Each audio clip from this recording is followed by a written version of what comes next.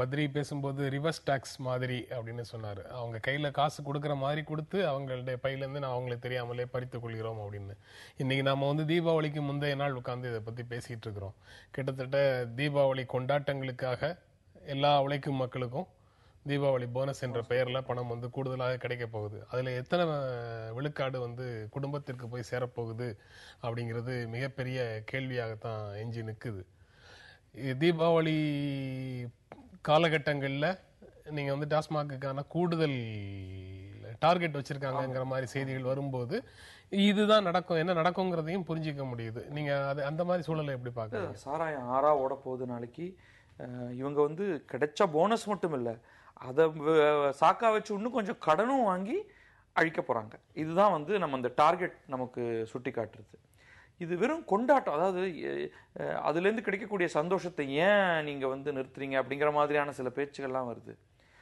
கொண்டாட்டம் கூட உங்களுடைய வருமானத்துக்கு உட்பட்டு நியாயமாக நடக்கணும்.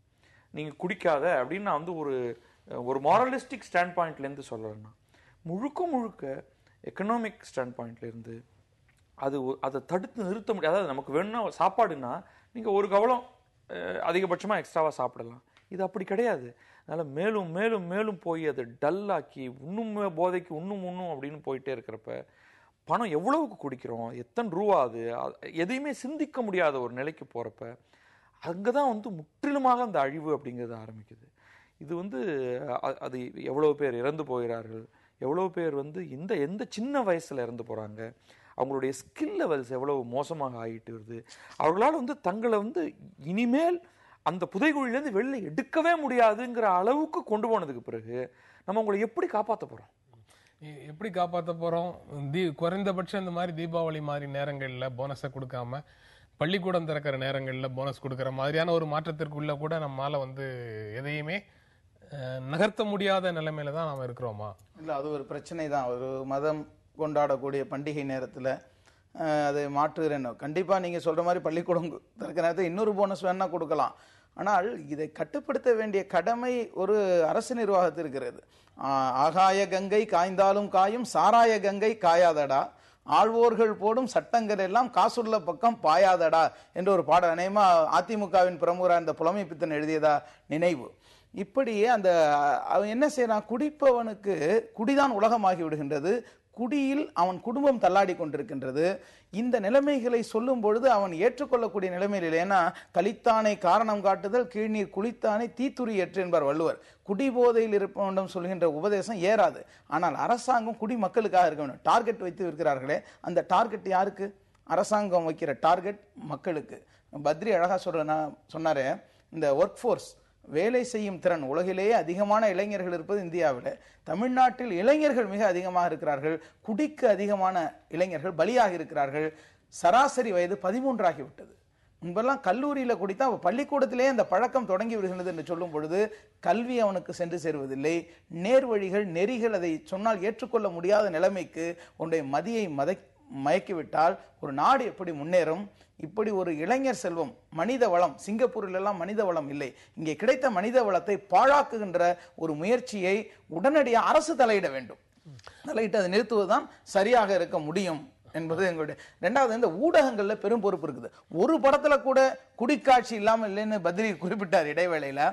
அதாவது குடியை கொண்டாடும் வகையில மரியாதைக்குரிய மக்கள் திலகம் எம்ஜிஆர் அவர்கள் மக்கள் மத்தியில் அசைக்க முடியாத செல்வாக்கா இருந்தார். ஒரு திரைப்படத்தில் கூட அவர் குடிப்பது போல நடிக்கவில்லை. ஒரே ஒரு படத்தில் நடித்தார், ஒளி விளக்குல. அப்ப தைரியமாக சொல், நீ மனிதன் தானா, நீதான் ஒரு மிருகம் இந்த மதுவில் விழும் நேரம் என்று மதுவை விமர்சித்து தான் பாடினார். அந்த கொள்கையில வந்தவர்கள் தான் இப்ப ஆட்சியிலே இருக்கிறாங்க. அப்போ அதை நிறைவேற்ற வேண்டும். மதுவை மக்களுக்கு அறிமுகப்படுத்துவது என்பது மக்களை நாமே தவணை முறையில் கொள்வதற்கு சமம் என்று உணரணும். ஊடகங்கள் அந்த பொறுப்பை உணரணும். ஊடகங்கள் பொறுப்பை உணரணும்னு சொல்றாரு. நான் அது தொடர்பான விவாதங்கள் வரும்போதெல்லாம் நானும் வந்து கிளீஷே மாதிரி கேட்டு கேட்டு புளிச்சு போன ஒரு கேள்வியை தான் தொடர்ந்து முன் வச்சுக்கிட்டே இருக்கிறேன். வள்ளுவர் காலத்துல ஒரு இரண்டு மூன்று குறள்களை வந்து இவர் இந்த நிகழ்ச்சிக்குள்ளேயே சொல்றாரு. கள்ளுண்ணாமைங்கிற அதிகாரத்தை வள்ளுவர் எதற்காக இயற்ற வேண்டியது வந்தது அப்படிங்கிற கேள்வி இதுல வருது. அப்போ வந்து இந்த ஊடகங்கள் இல்ல, தொலைக்காட்சி இல்ல, சினிமா இல்ல, இந்த ஆபாசமான பத்திரிகைகள் இல்ல. கள் உண்வது கொண்டாட்டத்தோட இருக்கிறதெல்லாம் வந்து சங்க பாடல்கள்ல இருக்கு.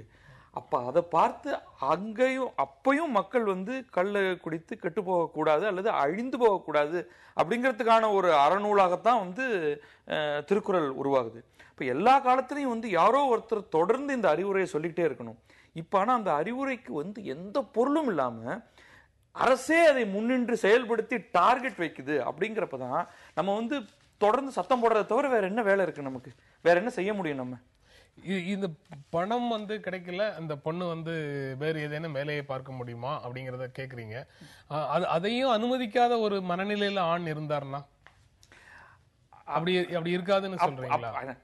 அவங்க சம்பாதிச்சு கொண்டு வந்து கொடுத்தா அதுலயும் வாங்கி குடிக்கிறதுக்கு தான் அவர் வந்து தயாரா இருக்காரு. நீ அதெல்லாம் வேலைக்கு போகாத அப்படின்லாம் சொல்லல. ஒருவேளை அங்க வேலை கிடைக்காம இருந்திருக்கலாம். நம்ம இன்னும் அந்த அந்த ஃபுல் பேக்ரவுண்ட் நமக்கு தெரியல. நிச்சயமாக இந்த ஒரு காரணத்தினால மட்டும்தான் இந்த சின்ன குழந்தை கொல்லப்பட்டிருக்கு அப்படின்னு நான் நினைக்கல. வேற பல காரணங்களும் இருக்கு.